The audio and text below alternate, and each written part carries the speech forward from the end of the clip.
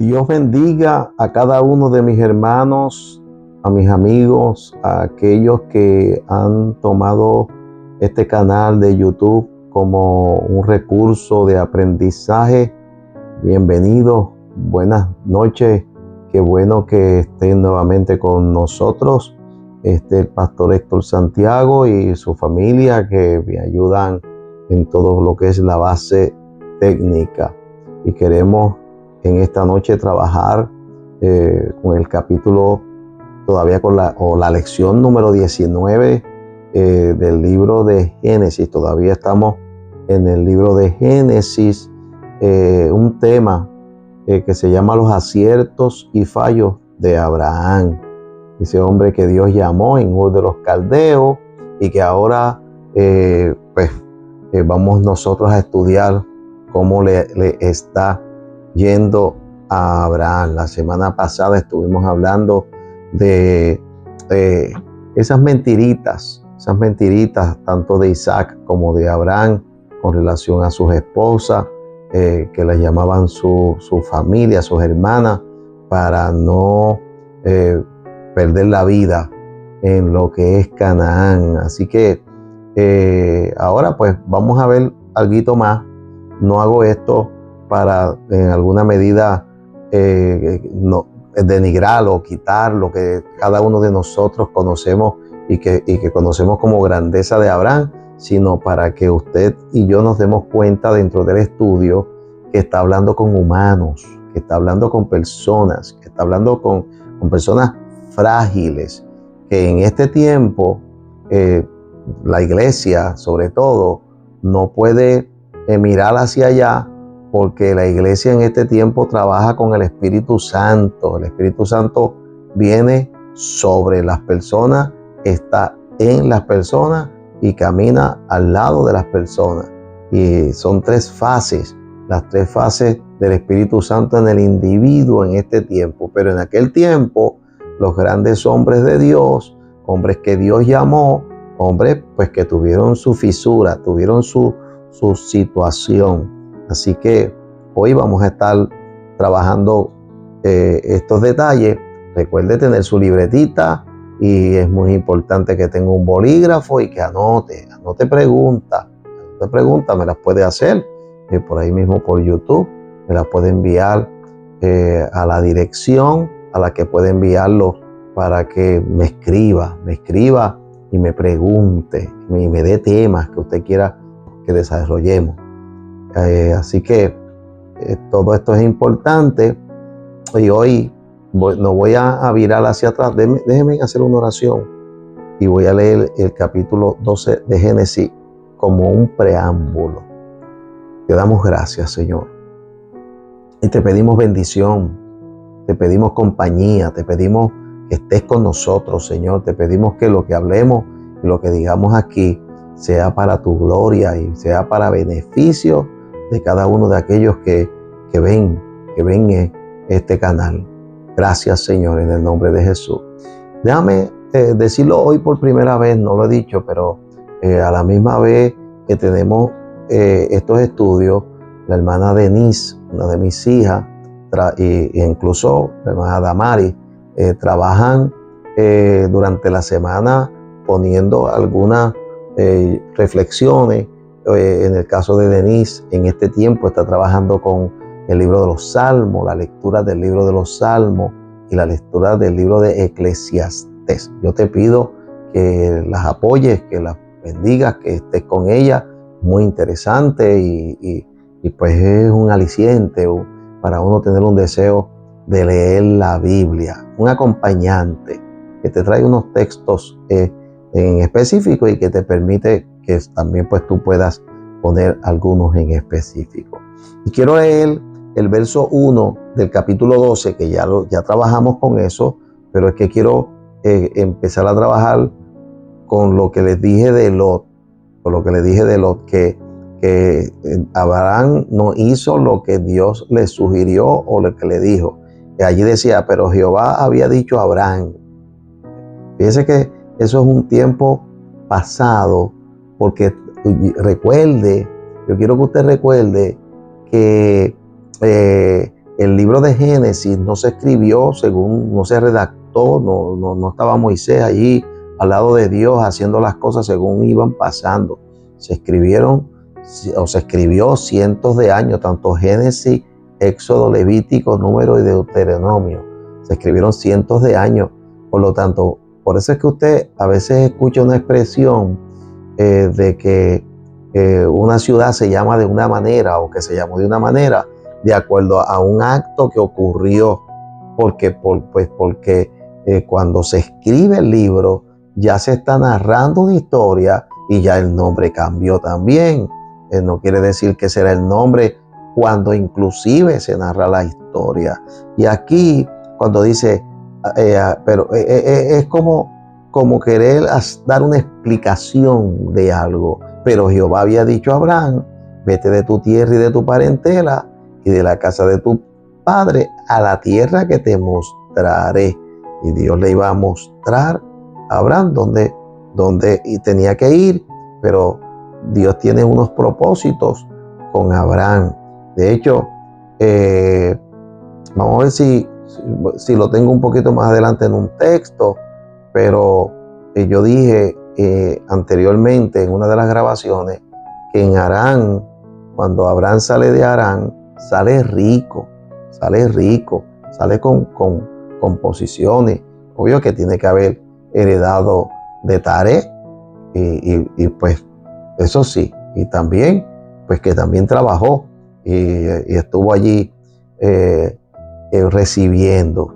Ahora, cuando Abraham decide llevar a Lot a ese viaje, pudo haberlo dejado con su otro tío, Nacor, que luego lo vamos a ver un poquito más en la historia de Isaac y de Jacob. Vamos a ver un poquito más a ese tío. Pero mira lo que dice el verso 4, y se fue Abraham como Jehová le dijo. No se fue como Jehová le dijo. O sea, como Jehová le dijo que se fuera para un lugar que le iba a mostrar. Pero dice, y Lot fue con él. Y era Abraham de 75 años cuando salió de Harán. Eso fue lo que ya yo había trabajado en la vez anterior. Ahora, en Génesis capítulo 13, verso 10, ahí está el llamado de Abraham. Yo quiero leer el verso 10, 11 y 12. Téngame paciencia porque hoy quiero leer y que usted me siga en la Biblia, que usted me marque en la Biblia lo que yo estoy tratando de enmarcar. Y fíjese que dice, estoy en la experiencia en que Lot, que se va con Abraham, también se enriquece. Y cuando Lot se enriquece, tiene sirvientes, tiene animales, tiene esclavos, y ya es tan rico como Abraham. Fíjese que cuando salen de Harán, no dice que Lot salió rico, pero su compañía con el hombre de Dios, su compañía con este hombre que sabe trabajar ciertas cosas de ese tiempo, pues se enriqueció. Y una vez se enriqueció, los criados de Abraham comienzan a pelear con los de Lot, o los de Lot con los de Abraham, dependiendo, pero estaban peleándose entre sí y no podían estar juntos. Y entonces Abraham, que era el tío, que era el hombre que va al mando de toda vamos a decir, ejército de personas, de gente, pues le da a escoger. Fíjese, mire, fíjese, Abraham, usted va a ver en lo que yo le voy a enseñar poquito a poquito en asuntos de Abraham, cómo era su carácter y cómo era su personalidad, cómo era él en términos de que no era un hombre desprendido, en términos de que era un hombre que no quería lo del otro y que pagaba por lo que él utilizaba. Eso lo vamos a ver poco a poco. Pero cuando le da esta oportunidad a Lot, no digo que lo hizo con malicia, pero lo hizo con todo lo que un ser humano que tiene y que quiere, pues puede hacerlo. Y mira cómo dice el 10 del capítulo 13, dice, y alzó Lot sus ojos y vio toda la llanura del Jordán, que toda ella era de riego, como el huerto de Jehová. El huerto de Jehová, el huerto del Edén, que tenía 2 ríos y era de riego. Dice, como la tierra de Egipto en la dirección de Zoar, antes de que destruyese Jehová a Sodoma y a Gomorra. Fíjese que la narrativa ya incluye en que cuando se escribió ya Sodoma y Gomorra había sido destruido. Estamos hablando de un pasado. Y Egipto, con su río Nilo, era un lugar muy bueno para sembrar y para trabajar la tierra. Y entonces dice que Sodoma y Gomorra, esa llanura, también era buena, era un sitio bueno para el ganado. Y cuando Lot lo vio, abrió los ojos y dijo, aquí sí, esa es la parte que yo quiero. Dice, entonces Lot escogió para sí toda la llanura del Jordán. Pues, caramba, si es la llanura del Jordán, se riega con el Jordán, son tierras fértiles. Dice, y se fue Lot hacia el oriente y se apartaron el uno del otro. Y si por un lado le digo que fue un error de Abraham traerlo desde Harán, también le digo que ha sido un error el dejarlo que se separe, que se vaya, porque el Lot, a pesar de que la Biblia en el Nuevo Testamento habla bien de él, como que él le molestaba la situación de Sodoma y de Gomorra y lo que pasaba allí, que todos conocemos la vida de Sodoma y Gomorra. Nada más que hablar de Sodoma y Gomorra, no hay que hablar mucho de la situación de pecado que había allí. Pero miren lo que dice el 12. Abraham acampó en la tierra de Canaán, en tanto que Lot habitó en las ciudades de la llanura y fue poniendo su tienda hasta Sodoma. Poquito a poquito.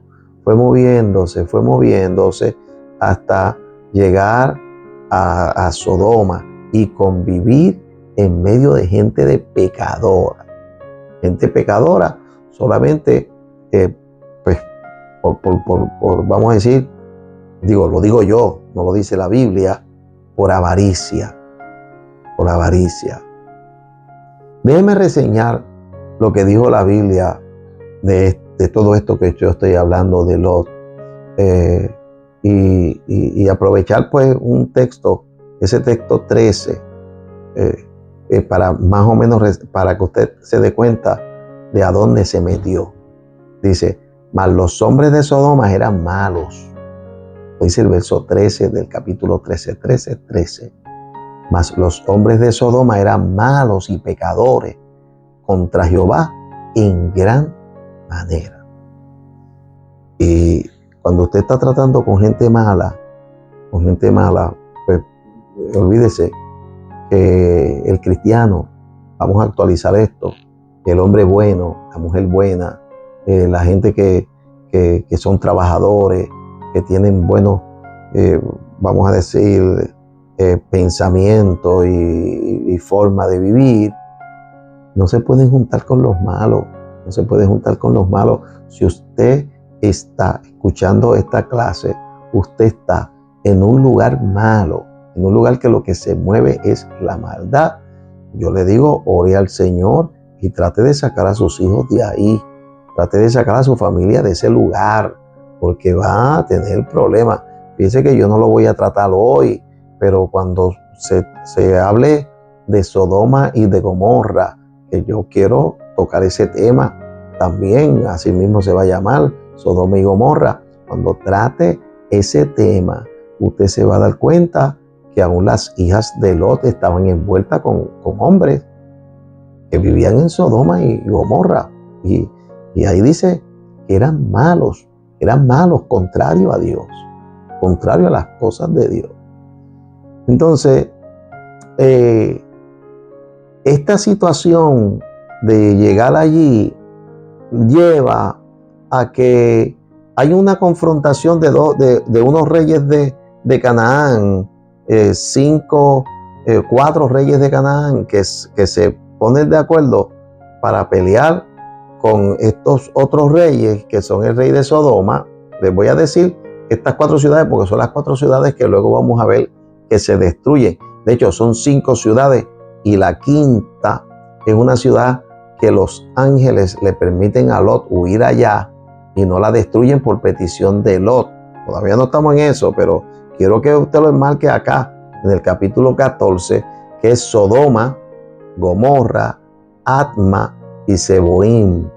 Y estos reyes pelean y se meten en Sodoma, Gomorra, Adma y Seboim. Y hay una quinta que es Zoar, y se llevan a la gente cautiva, se llevan los bienes de lo que son estas ciudades. Y entre esto, ¿quién usted cree que cayó en medio de la situación? Lot. ¿Por qué? Porque Lot había movido sus casetas, su caseta de campaña hasta este lugar y cayó allí. Y en el verso 16 del capítulo 14 de Génesis, estoy trayendo esto un poco diferente, pero vaya escuchando mi narrativa, luego usted puede leerlo en el capítulo. Es importante que usted lea los capítulos, no que brinque como yo. Usted tiene que leer el capítulo 14, el 13 completo, luego el 14 otro día, el 15, el 16. Va poco a poco leyendo el libro de Génesis, pero le hace el libro de Génesis completo. Dice que Abraham agarra a sus familiares, agarra a sus siervos, agarran armas, van a pelear contra estos reyes que se llevaron. Mire, va a defender por causa de Lot, va a defender a Sodoma y a Gomorra. Mire qué cosa tiene la historia de la Biblia. Y dice el verso 16, y recobró todos los bienes, y también a Lot, su pariente, sus bienes, y a las mujeres y demás gente. O sea, que Abraham se tiene que envolver en una batalla por causa de Lot. ¿Ve lo que le estoy diciendo? De que Dios es sabio cuando le dice, deja tu tierra y de tu parentela y vete a un lugar que yo te vaya. No te lleves a otro, porque entonces tú vas a tener que vivir tu vida y la vida del otro. Hay ocasiones que hay personas que tienen que vivir su vida, más la vida de un hijo o de una hija, de una hija con un yerno, o un segundo matrimonio de la madre, y entonces tiene que bregar tal vez con el padre que los abandonó y ahora regresó. Y qué complicada es la vida de la gente. Y yo no estoy diciendo estas cosas como algo malo de todas estas vertientes, sino sencillamente para decirle a usted que cuando Dios en una misión le diga vete solo o vete solo con otra persona, váyase con otra persona solo, como Dios le haya dicho, porque Dios sabe. Dios sabe. Y esos son desaciertos, cosas difíciles que hacemos. Ahora, recuerde que el tema de hoy es que también pues hay cosas buenas, porque no todas las cosas con Abraham. Abraham sigue siendo un hombre que Dios lo está formando, y lo está formando bien. Lo está formando bien. En su peor situación era que tenía dioses ajenos, pero como dice Hebreos 11:6, que para tú relacionarte con Dios tienes que creer que le hay. Y Abraham creía en un Dios. Aprendió a confiar en un Dios, en Jehová. ¿Cómo él se enteró? O si de Jehová le reveló el nombre, o cómo, yo no sé. No sé cómo él le llamaba. No sé. Recuerde lo que le dije al principio. Porque se diga Jehová, muchas veces hasta el tiempo de Moisés, el que él revela su nombre.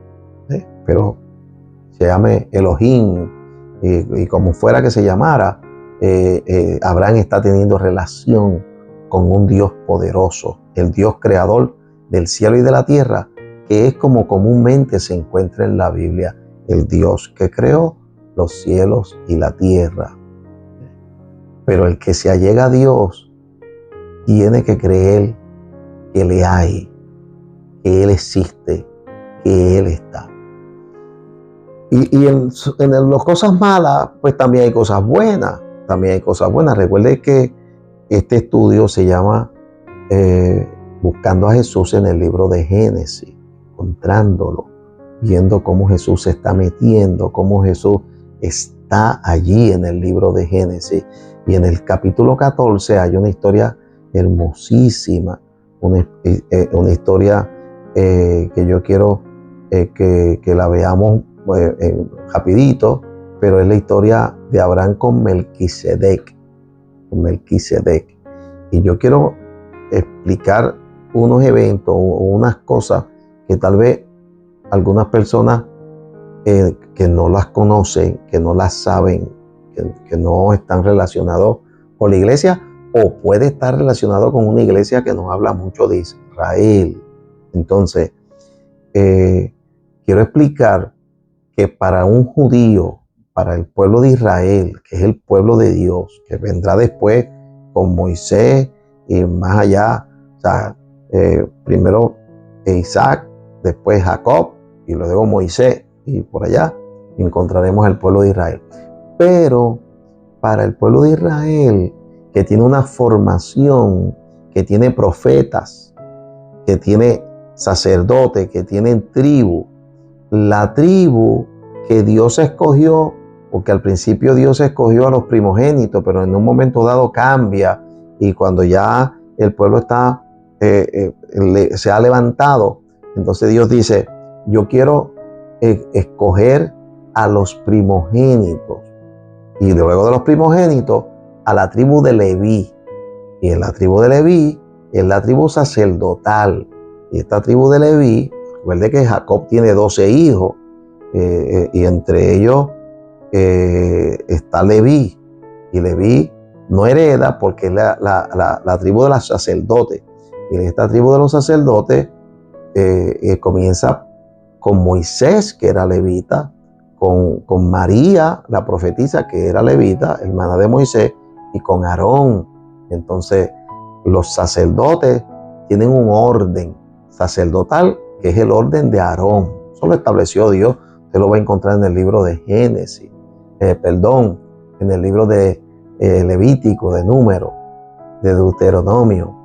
Y entonces, cuando estamos buscando a Jesús para traer a Jesús al mundo, y pues hay que crearle, yo les dije anteriormente que hay que crearle un pueblo, y de los pueblos pues tienen tribus, y si son 12 tribus, pues Jesús tenía que ser una de las 12 tribus, pero no es de la tribu de Leví, es de la tribu de Judá.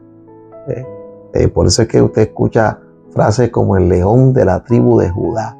Jesús era de la tribu de Judá, porque su línea, que viene desde Abraham y sigue por ahí por los grandes hombres, David, etcétera, etcétera, son parte de la línea de Judá. Eso pues se puede hablar un poquito más amplio luegamente, pero para que usted entienda esto, porque entonces Jesús es un sacerdote dentro de su trabajo como rey y como otras cosas como maestro, pero también es un sacerdote, pero no puede ser un sacerdote según el orden arónico o un sacerdote para el pueblo de Israel según ese orden, porque él no es levita. Entonces, esta historia que ahora nos encontramos aquí es una historia céntrica, bonita y con mucho significado. Mire lo que dice. Estoy en el capítulo 14 todavía, en el verso 17. Cuando volvía de la derrota de Kedorlaomer y de los reyes que con él estaban, que son los reyes, los 5 reyes esos que le dije que venían, o 4 reyes que venían a pelear contra los reyes de Sodoma, etcétera, etcétera. Dice, salió el rey de Sodoma a recibirlo al valle de Sabe, que es el valle del rey. O sea, cuando vienen Abraham, pues el primero que sale es el rey de Sodoma. En el verso 2, yo voy a ir al verso 2 un momentito para ponerle nombre a los reyes. Él dice que estos hicieron guerra contra Vera, rey de Sodoma, que es el que salió a recibirlo, contra Birsa, rey de Gomorra, contra Sinab, rey de Atma, contra Semeber, rey de Seboim, y contra el rey de Bela, el cual es Zoar, que no lo nombra, no nombra a ese rey, pero dice que Zoar, para ese tiempo, se llamaba Bela, porque Zoar escoge su nombre cuando le dan el permiso a Lot de que huya allí, y entonces le cambian el nombre de Bela a Zoar. Otra información para el futuro que le estoy adelantando. Entonces, lo va a ver en el verso 22 del capítulo 19, que dice: date prisa, le dicen los ángeles, date prisa, escápate allá a Bela, porque nada podré hacer hasta que haya llegado allí. Por eso fue llamado el nombre de la ciudad Zoar. El sol salía sobre la tierra cuando Lot llegó a Zoar. O sea que cuando se iba a destruir a Sodoma, Gomorra, Atma y Seboim, apréndase eso, porque siempre hablamos de Sodoma y Gomorra. Son Sodoma, Gomorra, Atma y Seboim. También Bela o Zoar, pero vamos, Bela estaba metida en el paquete de destrucción, y cuando Lot pide que por favor se le dé esa oportunidad, dice que se le cambió el nombre a Zoar.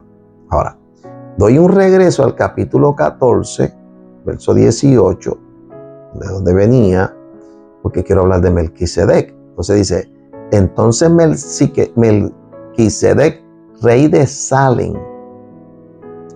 y sacerdote del Dios Altísimo, sacó pan y vino. Fíjese, mire qué parecido tiene Melquisedec a Jesús y a la historia de Jesús y al desarrollo de la historia de Jesús. Yo les digo unas cositas para que usted pues, más o menos sepa. Por ejemplo, Melquisedec, que lo vamos a estar leyendo, se le llamaba rey de justicia. Si usted se busca en Juan capítulo 2 y verso 1, va a encontrar el concepto allí refiriéndose a Jesús. Rey de Salem, que no es otra cosa que rey de paz. Rey de paz. Que lo dice Hebreos capítulo 7 y verso 2, que ya mismo vamos a tocar algo de ese capítulo 7. Y hay unas cosas que tiene que ver con Melquisedec aquí. Entonces, mire, cogió pan y cogió vino. ¿Qué hizo Jesús en la última cena? Tomó pan, tomó vino. ¿Se va dando cuenta? El parecido, la manera, la relación que tienen uno con el otro. Y en el capítulo 14, verso 19, entonces dice: y les dijo, y les bendijo. O sea, este Melquisedec bendice a Abraham, diciendo: bendito sea Abraham del Dios Altísimo, creador de los cielos y de la tierra. ¿A quién usted cree que se estaba refiriendo? A Jehová, a Elohim, el creador del cielo y de la tierra. Y este hombre, que es rey de Salem, y Salem es un concepto, no es rey de Sodoma, no es un rey de aquellas llanuras. Hay muchas teorías de quién pueda ser. Yo le voy a decir la teoría paulina, la del Nuevo Testamento. Entonces, dice, y bendito sea el Dios Altísimo, que entregó tus enemigos en tus manos y le dio a Abraham los diezmos de todo. Fíjese la manera de Abraham irse relacionando con Dios. Le da el diezmo. O sea, él inventa. ¿De dónde él saca esto? ¿Qué relación tenía? ¿De dónde Dios le habló del diezmo? ¿O él lo estableció de que yo, de lo que yo me trae, el 10% se lo voy a dar a Dios? Porque es mi manera de bendecir a Dios. Donde quiera que iba, recuerde que ya yo les dije que lo primero que hacía era que hacía un altar, que tú tienes que tener un altar si quieres como Abraham poderte relacionar con Dios. Ahora él habla del diezmo y dice que le va a dar el diezmo de todo lo que tiene voluntariamente. Y el verso 21 es otra forma de Abraham, porque dice, entonces el rey de Sodoma dijo a Abraham, dame las personas y toma para ti todos los bienes. El 90% de lo que da, porque ya le había dado el 10% a Melquisedec. Y entonces respondió Abraham al rey de Sodoma, he alzado mis manos a Jehová Dios Altísimo, creador de los cielos y de la tierra. Fíjese la fe, mírela como Dios, como Abraham va aprendiendo, mire cómo va conociendo a Dios. Ahora no conoce a Dios como el Dios de Canaán, con el Dios de Ur, con el Dios de la luna, con el Dios de por allá. No, el Dios que hizo los cielos y la tierra. Con ese es que yo me estoy relacionando. Y dice, y en el 23, que desde un hilo hasta una correa de calzado, nada tomaré de lo que es tuyo, para que no digas, yo enriquecí a Abraham. Y eso es hacer diferencia entre lo malo. Tú no te vas a relacionar conmigo y yo no me voy a relacionar contigo. Nadie va a decir que yo me he enriquecido por causa tuya. Por causa tuya. Capítulo 11, verso 6. Sin fe es imposible agradar a Dios, porque es necesario que el que se allega a Dios crea que Dios es real, que Dios está contigo, que Dios se levanta contigo, que Dios te bendice, que Dios te cuida, que Dios está ahí para ti, para ti. Y entonces el verso 24 dice, excepto solamente lo que comieron los jóvenes, porque en justicia a los jóvenes había que pagar, los que fueron conmigo, la parte de los varones que fueron conmigo. Ahí dice los nombres, porque un hombre que tiene unos valores tremendos. Mire, en Hebreos capítulo 5, ya estoy fuera del tiempo, ya estoy en 32 y no me gusta, pero déjeme leer un poquito, agarre su Biblia, en Hebreos capítulo 5, para que usted entienda un poquito lo del sacerdocio. Dice, porque todo sumo sacerdote, estoy en el verso 1, todo sumo sacerdote tomado de entre los hombres es constituido a favor de los hombres en lo que Dios se refiere, para que presente ofrenda y sacrificio para los pecados, para que se muestre paciente con los ignorantes y extraviados, pues que él también está rodeado de debilidad y por causa de ella debe ofrecer por los pecados, tanto por sí mismo como también por el pueblo. O sea, lo que está diciendo es, los sacerdotes eran humanos y también eran pecadores. Mire, no a ningún ser humano. La Biblia dice, maldito es el hombre que confía en el otro hombre. Por bueno que sea el ser humano que lo dirige, no lo lleve a categoría de Dios, porque no es Dios. No es Dios. Necesita de Dios. Yo necesito de Dios. Usted necesita de Dios. Y primero hay que hacer sacrificio por nuestros propios pecados para luego nosotros poder bendecir al pueblo. Hay que lavarse para luego poder hablar de esta palabra. Dice, y nadie toma para sí esta honra, sino el que es llamado por Dios, como lo fue Aarón. Así tampoco Cristo se glorificó a sí mismo, haciéndose sumo sacerdote, según el que le dijo, tú eres mi hijo, yo te he engendrado hoy. Como también dice en otro lugar, tú eres sacerdote para siempre, según el orden de Melquisedec. Solo dice Hebreos capítulo 5, verso 6, para que usted lo anote y sepa que de dónde es que la Biblia dice, de ese Melquisedec, que el apóstol Pablo está hablándole al pueblo y diciendo que Jesús no es un sacerdote conforme a los hombres, número uno, no es un sacerdote de la línea arónica es un sacerdote según el orden de Melquisedec. Ahora, el capítulo 7, sé que estoy poquito de tiempo, pero esto es interesante y usted va a querer estar hasta los 40 minutos sin ningún problema. Mire, el capítulo 7 lo voy a leer porque lo que estoy es leyendo y le pido, no, bueno, le voy a pedirle nada a Denis, pero usted no va a ver que le voy a estar escribiendo todo ese capítulo 7 en la pantalla. Léalo usted de la Biblia, sígame con la Biblia, busque Hebreos capítulo 7 y marque ahí. Dice, porque este Melquisedec, rey de Salem, recuerda que él lo dijo, rey de Salem, sacerdote del Dios Altísimo, que salió a recibir a Abraham, que volvía de la derrota de los reyes, y le bendijo, a quien asimismo dio a Abraham los diezmos de todo, cuyo nombre significa, mire, ese Melquisedec, cuyo nombre significa, primeramente, rey de justicia, igualito que Jesús, y también rey de Salem, o sea, rey de paz.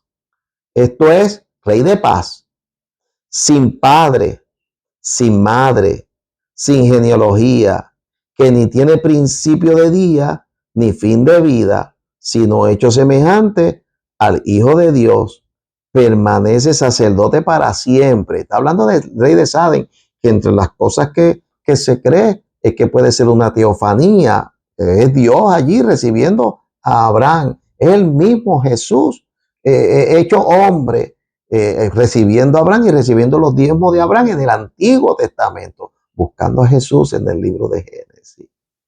Y dice, considerad pues cuán grande era este a quien aún Abraham, el patriarca, dio diezmo del botín. Ciertamente, los que entre los hijos de Leví, recuerden, Leví, Israel, dice, reciben el sacerdocio, tienen mandamientos de tomar del pueblo los diezmos según la ley.